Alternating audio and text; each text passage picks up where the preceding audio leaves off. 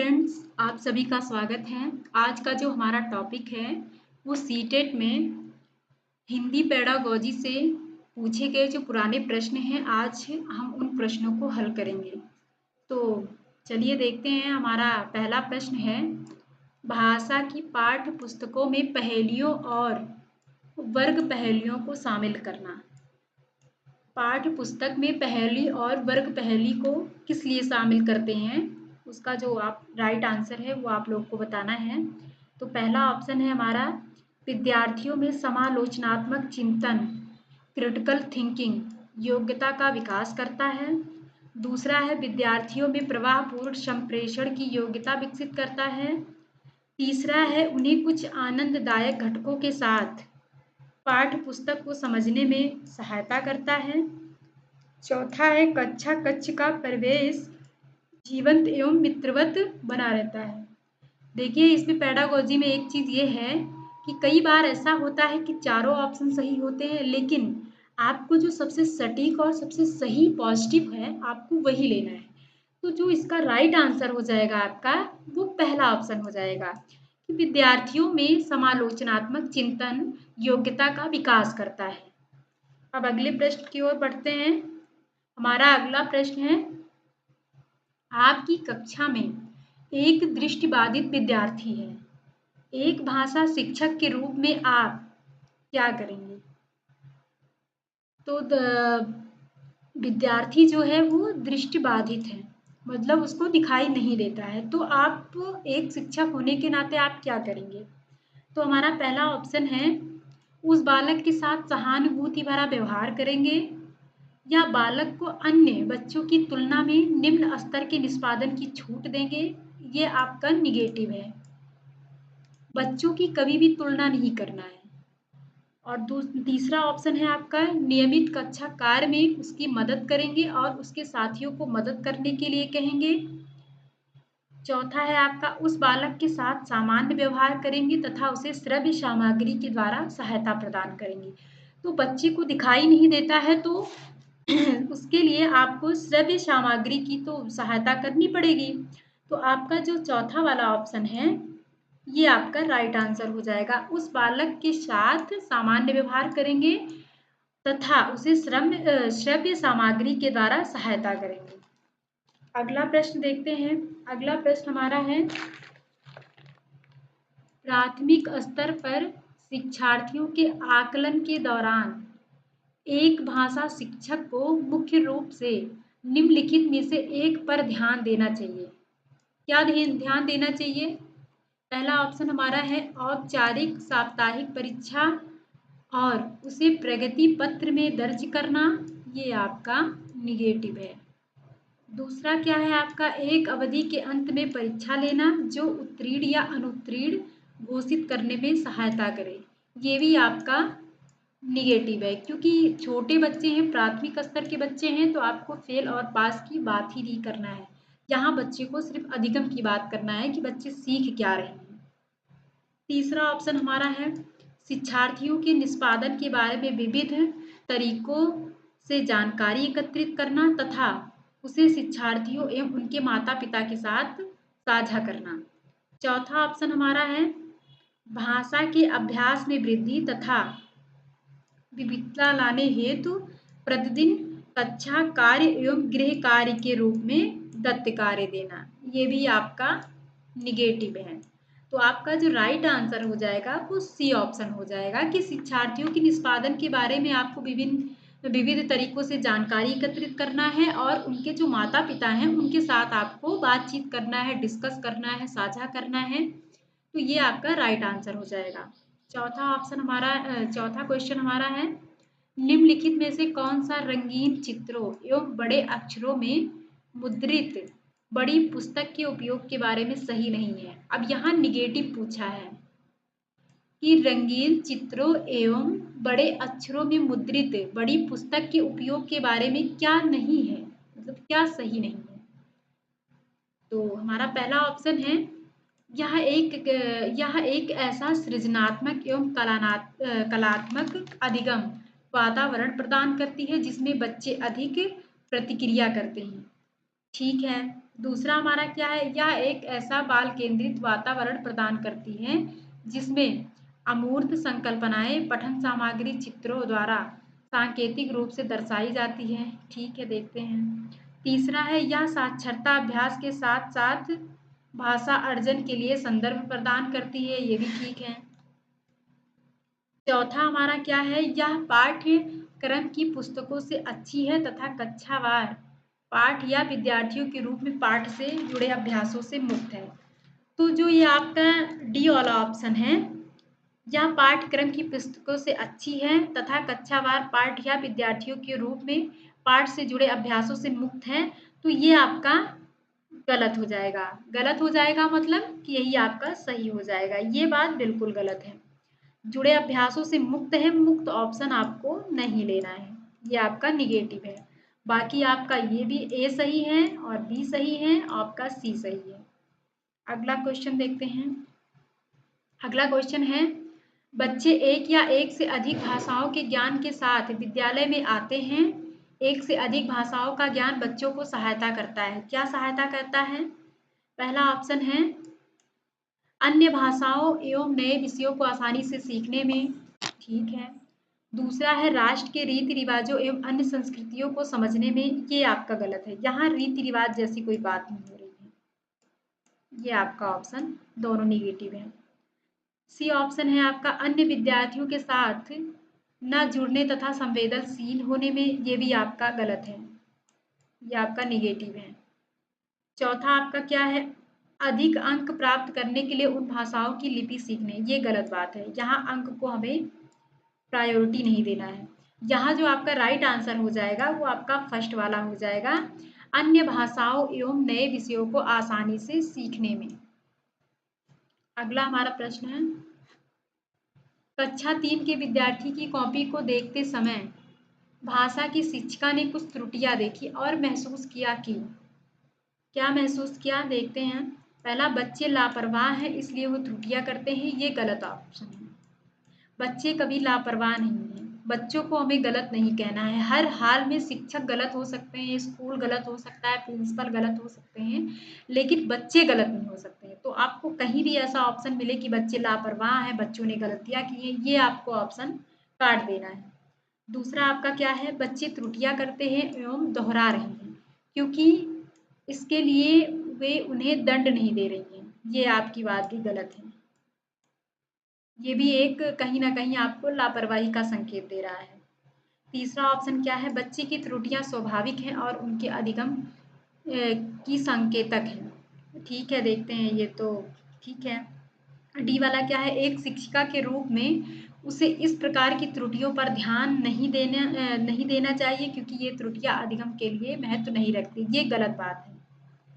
बच्चे त्रुटियों से ही अधिगम सीखते हैं, तो यहाँ ये बात बिल्कुल गलत हो जाएगी। आपका जो राइट आंसर हो जाएगा वो आपका सी ऑप्शन हो जाएगा कि बच्चे की त्रुटियां जो है वो स्वाभाविक हैं क्योंकि बच्चे जो है गलतियों से ही सीखते हैं। तो आपका सी वाला ऑप्शन सही हो जाएगा। तो अगला हम देखते हैं 7 नंबर क्वेश्चन। 7 है हमारा, वाइगोत्स्की के अनुसार बच्चे साथियों के साथ सामाजिक अंतःक्रिया से सीखते हैं। एक भाषा शिक्षक के रूप में एक चीज आप लोग ये याद रखिएगा कि ये जो सामाजिक अंतःक्रिया है इसका सिद्धांत वाइगोत्स्की ने दिया है। ये प्रश्न आपसे पूछा जाता है, ये सीडीपी में भी पूछा जाता है और हिंदी संस्कृत हर जगह ये आपका जो पेडागोजी का पोर्शन है उसमें ये प्रश्न आपसे पूछा जाता है कि सामाजिक अंतःक्रिया का सिद्धांत किसने दिया है, या इस पे आधारित और भी कई सारे प्रश्न हैं जो उसमें पूछे जाते हैं। तो आप थोड़ा सा ये वाइगोत्स्की का अच्छे से पढ़ लीजिएगा। तो इसका जो पहला ऑप्शन है आपका, अपने पाठ की इस तरह से योजना बनाएं कि वे कक्षा में अकेले बैठें तथा कक्षा में अंतःक्रिया एवं बातचीत किए बिना कार्य करें। ये बात बिल्कुल गलत है। बच्चों को हमेशा समूह में कार्य करना है और बच्चे आपस में अंतःक्रिया करें, ये आपका पॉजिटिव रहेगा। लेकिन ये बात बिल्कुल गलत है कि बिना बातचीत किए बिना अंतःक्रिया किए ये कैसे हो जाएगा। बिना अंतःक्रिया किए वो क्या सीखेंगे जब तक बातचीत नहीं करेंगे आपस में। तो ये जो आपका बी वाला ऑप्शन है ऐसी पाठ योजना बनाएं जिसमें अंतःक्रिया से बचने के लिए खेल और चर्चा शामिल ना की जाए। ये बात भी बिल्कुल गलत है, ये निगेटिव है। तो आपका सी वाला ऑप्शन क्या है? कक्षा में अनुशासन बनाए रखने के लिए प्रोत्साहन, पुरस्कार एवं दंड। जहाँ दंड आए ये बिल्कुल निगेटिव है। आपको दंड की, पुरस्कार की बात बिल्कुल नहीं करना है और अनुशासन भी नहीं करना है। ये तीनों आपका निगेटिव वर्ड है। तो हमारा चौथा ऑप्शन जो है वो बिल्कुल राइट आंसर हो जाएगा कि जोड़े एवं समूह कार्य के लिए योजना बनाएं ताकि वे साथियों के साथ अंतःक्रिया कर सकें। ये आपका बिल्कुल राइट आंसर हो जाएगा। अगला प्रश्न हमारा है, निम्नलिखित में से कौन सा तरीका भाषा शिक्षक के द्वारा अपनाया जाना चाहिए? कौन सा तरीका भाषा शिक्षक के द्वारा अपनाना चाहिए? तो पहला है, धारा प्रवाह बोलने वाले विद्यार्थी को कक्षा में अनुकरणीय विद्यार्थी के रूप में स्वीकारना चाहिए। धारा प्रवाह बात बिल्कुल गलत है। दूसरा क्या है, ये कोई ज़रूरी नहीं है, धारा प्रवाह हो ये कोई ज़रूरी नहीं है। दूसरा क्या है, कक्षा हेतु कुछ कठोर नियम बनाना। कठोर नियम आपका निगेटिव वर्ड है। तथा सुनिश्चित करना कि उन्हें उनका कड़ाई से पालन होना चाहिए। ये बात बिल्कुल गलत है, बच्चे छोटे हैं। ये आपको हमेशा ध्यान रखना है कि बच्चे छोटे हैं। कोई भी क्वेश्चन आप सॉल्व करो तो छोटे बच्चों को दिमाग में ज़रूर रखो कि बच्चे छोटे हैं, उनके लिए क्या सही है क्या गलत है, आपको ये पहले ध्यान देना है, तभी आप क्वेश्चनों को हल कर पाएंगे। तो तीसरा ऑप्शन हमारा है, यह सुनिश्चित करना कि उसकी कक्षा में सभी विद्यार्थी महसूस करें कि उन्हें स्वीकृत एवं महत्व दिया जा रहा है, चाहे वो किसी भी भाषा, सामाजिक एवं सांस्कृतिक पृष्ठभूमि से संबंध रखते हैं। ये बात तो सही है। अगला देखते हैं क्या है, यह सुनिश्चित करना कि भाषा की कक्षा में सुविधा वंचित पृष्ठभूमि से आने वाले बच्चों को कठिन परिश्रम करना है। ये देखिए आपका ये भी गलत हो गया, जो डी वाला ये कठिन परिश्रम, ये बात बिल्कुल गलत है। तो ये जो आपका सी वाला ऑप्शन है ये आपका बिल्कुल राइट आंसर हो जाएगा। अगले प्रश्न की ओर बढ़ते हैं। भारतीय कक्षाएं बहुभाषी कक्षाएं होती हैं। बहुभाषिकता के इस संदर्भ को ध्यान में रखते हुए प्राथमिक स्तर पर बहुभाषी कक्षा के बारे में निम्न में से कौन सा एक सर्वाधिक उपयुक्त है? तो पहला ऑप्शन हमारा है, शिक्षक को शिक्षार्थी की भाषा को नजरअंदाज करते हुए विद्यालय की भाषा पर ध्यान देना चाहिए। ये आपका निगेटिव है, बच्चों की भाषाओं को आपको नजरअंदाज नहीं करना है। दूसरा है, घर की भाषा या मातृभाषा घर पर बोलनी चाहिए ना कि विद्यालयों में। ऐसा कोई नियम नहीं है कि बच्चे जो घर पे भाषा बोलते हैं वो स्कूल में नहीं बोलें। ये ऑप्शन भी आपका गलत हो जाएगा, ए भी गलत बी भी गलत। अब सी देखते हैं, भारत में एकल भाषी विद्यालय होने चाहिए तथा शिक्षार्थियों को उनकी भाषा की प्राथमिकताओं के अनुसार प्रवेश देना चाहिए। ये बात भी बिल्कुल आपका गलत है। चौथा आपका क्या है, शिक्षक शिक्षार्थियों को उनकी स्वयं की भाषा में संप्रेषण करने एवं अभिव्यक्ति हेतु प्रोत्साहित करें तथा उनके विचारों को सम्मान दें। बिल्कुल ये आपका डी वाला ऑप्शन सही हो जाएगा। ये आपका राइट आंसर है कि बच्चों को उनकी स्वयं की भाषा में बातचीत करने एवं कुछ भी मतलब बोलने में, सुनाने में, कहने में, हर चीज़ के लिए आप उनको प्रोत्साहित करो और उनके जो विचार हैं उनको आपको सम्मान करना है। अगला हमारा है, भाषा शिक्षक ऐसा कार्य दे जो जोड़े या समूह में किया जा सके। क्योंकि पहला ऑप्शन हमारा है, जब बच्चे एक साथ कार्य करेंगे तो अपना कार्य शीघ्र समाप्त करने में सक्षम रहेंगे। दूसरा है, इससे शिक्षक का कार्य कम होता है क्योंकि समूह अवलोकन की तुलना में प्रत्येक बच्चे पर व्यक्तिगत ध्यान देना कठिन है। ये बात बिल्कुल गलत है। दूसरा है, इस प्रकार की अर्थपूर्ण कार्यों से बच्चे एक दूसरे की सहायता करते हैं एवं सीखते हैं। देखते हैं तीसरा क्या है, यह उनके बीच अधिक अंक प्राप्त करने की प्रतियोगिता को बढ़ावा देता है। तो आपका ये अंक प्राप्त करना आ गया तो ये आपका गलत हो गया। तो 10वें का आपका जो राइट आंसर रहेगा, 10वें का आपका राइट आंसर हो जाएगा सी ऑप्शन। इस प्रकार के अर्थपूर्ण कार्यों से बच्चे एक दूसरे की सहायता करते हैं और अधिगम करते हैं यानी सीखते हैं। 11वां क्वेश्चन हमारा है, एक अध्यापक का अपनी कक्षा में इस बात पर ध्यान जाता है कि एक बच्चे को भाषा पढ़ने एवं समझने में कठिनाई हो रही है। यह किसका लक्ष्य है? तो पहला ऑप्शन हमारा है गणना में अक्षमता यानी डिस्कैलकुलिया। दूसरा है लिखने में अक्षमता, डिस्ग्राफिया। तीसरा है प्रयोग या अभ्यास करने में अक्षमता, डिस्प्रेक्सिया। चौथा है पढ़ने में अक्षमता, डिसलेक्सिया। तो इसका जो सही आंसर हो जाएगा वो आपका, यहाँ भाषा पढ़ने और समझने में बच्चे को कठिनाई हो रही है। तो पढ़ने और समझने में जब कठिनाई होती है तो वो डिसलेक्सिया होता है। ये आपका डी वाला ऑप्शन सही हो जाएगा।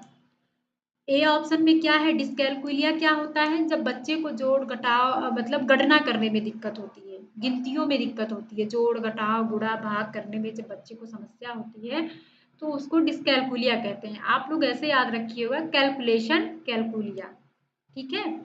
और दूसरा क्या है, लिखने में अक्षमता, तो बच्चे को लिखने में दिक्कत हो रही है, ग्राफिया, ग्राफ में लिखते हैं तो लिखने में जो अक्षमता होगी वो आपका डिस्ग्राफिया हो जाएगा।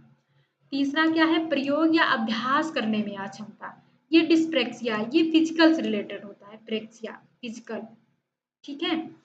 अगला क्वेश्चन देखते हैं, निम्नलिखित में से कौन सा कथन प्राथमिक स्तर पर आकलन करने के संदर्भ में सही है? यहाँ आपको सही लेना है, आपको हमेशा नहीं, सही, हाँ, ये आपको विशेष ध्यान देना है। और पेडागोजी में क्या है कि आपको प्रश्नों को जब भी आप एग्जाम देने जाओ तो प्रश्नों को 2 बार, कम से कम 2 बार पढ़ो, उसको पढ़ो और अच्छे से समझो, तभी आप सही लगा पाओगे। क्योंकि पेडागोजी में क्या होता है कि कई बार दे देते हैं चारों ऑप्शन आपका सही रहेगा, चारों सही रहेगा, लेकिन उसमें से आपको जो सबसे सटीक रहेगा, जो सबसे पॉजिटिव रहेगा, जो सबसे बेस्ट रहेगा, आपको वही ऑप्शन लेना है।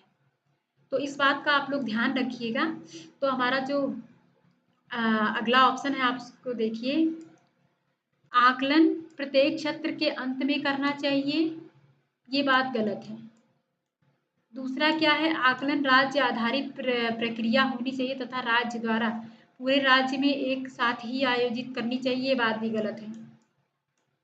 तीसरा क्या है, आकलन विद्यालय आधारित तथा शिक्षण अधिगम प्रक्रिया के साथ समावेशित होना चाहिए, ठीक है।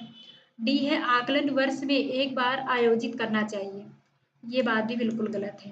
तो ये आपका जो 12 नंबर का सी ऑप्शन है कि आकलन विद्यालय आधारित हो तथा शिक्षण अधिगम प्रक्रिया के साथ समावेशित होना चाहिए, ये बात आपका बिल्कुल सही है। तो सी आंसर राइट है। 13 नंबर क्वेश्चन हमारा है, आप किसे निम्नलिखित में से आप किसे भाषा की कक्षा हेतु तो प्रामाणिक सामग्री के रूप में स्वीकार करते हैं? तो इसमें से आप मुझे बताइए कि कौन सा प्रामाणिक सामग्री के रूप में कार्य करते हैं। पहला ऑप्शन हो जाएगा आपका पुस्तिका, दूसरा हो जाएगा कार्य पुस्तिका, तीसरा हो जाएगा समाचार पत्र, चौथा है पूरक पुस्तिका। तो ये जो आपका सी वाला ऑप्शन है समाचार पत्रिका, ये आपका राइट आंसर है। ये जो समाचार पत्रिका है ये आपका प्रामाणिक सामग्री है, पहले ये प्रमाणित होता है उसके बाद ये न्यूज़पेपर में छपता है, तो ये आपका प्रामाणिक है समाचार पत्र, ठीक है। अगला क्वेश्चन हमारा है, कक्षा 5 की एक शिक्षिका अपने विद्यार्थियों से कहती है कि आप इस सत्र में किए गए अपने काम जैसे अपनी ड्राइंग, कविताएं, कहानियां, वर्कशीट और अन्य सामग्री एक विशिष्ट फोल्डर में रखें। विद्यार्थियों के इस फोल्डर को क्या कहा जाता है? एक शिक्षिका है वो अपने बच्चों से कहती है, यानी छात्राओं से कहती है कि बेटा जो आप लोग इस सत्र में किए हैं अपने काम को, जैसे आपने ड्राइंग, कविताएं, कहानियां, वर्कशीट या जो आपने सीखा है या जो आपकी सामग्री है उसको आप एक विशिष्ट फोल्डर में रखो। तो बच्चों के इस फोल्डर को आप क्या कहेंगे? पहला ऑप्शन है स्वयं की रिपोर्ट लिखना, दूसरा है उपाख्यानात्मक दस्तावेज, तीसरा है पोर्टफोलियो, चौथा है अवलोकन एवं संकलन। तो आपका जो सी वाला ऑप्शन हो जाएगा पोर्टफोलियो। विद्यार्थियों के इस फोल्डर को हम पोर्टफोलियो कहते हैं। ठीक है, अगला क्वेश्चन हमारा है, आप विश्वास करते हैं कि मानव भाषा अर्जित करने की क्षमता के साथ ही जन्म लेते हैं?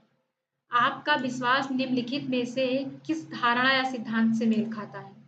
पहला ऑप्शन है सक्रिय अनुकूलन, दूसरा है सहज ज्ञानवाद, तीसरा है भाषा अर्जन उपकरण, चौथा है पुनर्बलन। तो बच्चे खुद से स्वयं से सीख रहे हैं, तो ये आपका बी वाला ऑप्शन हो जाएगा। प्रकृति से बच्चे सीख रहे हैं, स्वयं से सीख रहे हैं, ये आपका सहज ज्ञानवाद, ये आपका सहज ज्ञानवाद हो जाएगा।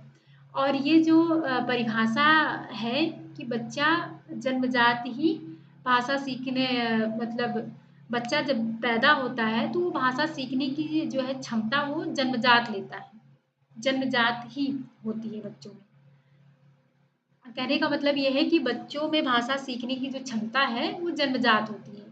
ये परिभाषा दिया है नॉम चॉम्स्की ने। तो आप लोग इस बात को बिल्कुल ध्यान रखिएगा, ये परिभाषाएं पूछी जाती हैं। तो आज के लिए बस इतना ही, फिर मिलते हैं ऐसे ही प्रश्नों के साथ अगली कक्षा में। अगर आपको ये क्लास अच्छी लगी हो तो लाइक शेयर सब्सक्राइब जरूर करिएगा। धन्यवाद।